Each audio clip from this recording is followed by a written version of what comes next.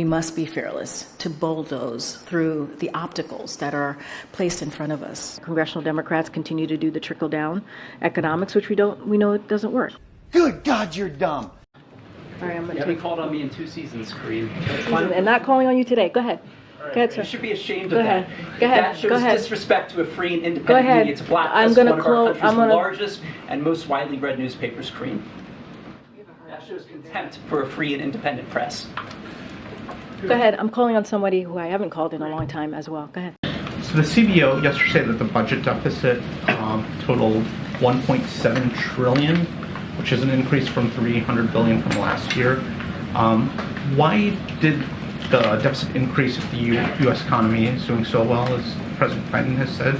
So a couple of things. As you know, the president has, when it comes to the deficit, he has done a record amount of work in reducing the deficit. Pure fiction. As you just laid out. One of the things that we have seen is that congressional Democrats continue to do the trickle-down economics, which we know it doesn't work, right? You've heard us call Meganomics, right? Because let's be honest, as women, as young women, we need to be fearless. To strive and thrive, we must be fearless to bulldoze through the obstacles that are placed in front of us every day. And that's doubly true for women of color, queer women, trans women, disabled women, and other oppressed women. But people still hear Bidenomics and they see rent is up 7.4% year over year. Car repairs, car insurance is up almost 19%. So costs are not coming down for all Americans. So here's the thing. As we know that when it comes to housing, people are still dealing with a lot, right? We understand how that economic hardship as it relates to housing specifically. That's why the president put forth a plan to deal with, on the federal level, how to help people lower costs with housing. So that is important as well. But when you think about wages are indeed up, which matters. Although wages have slipped a little bit above inflation in the last month, for 22 of the last 24 months, wages are behind the rate of inflation. And what that means, Sandra, is that the average family today is about $5,000 poorer today than they were when Joe Biden came into office. Is the president okay with having a lawmaker who's accused of conspiring to act as an agent of a foreign government? New Jersey Democratic Senator Bob Menendez, who is the chair of the House Foreign Relations Senate Foreign Relations Committee.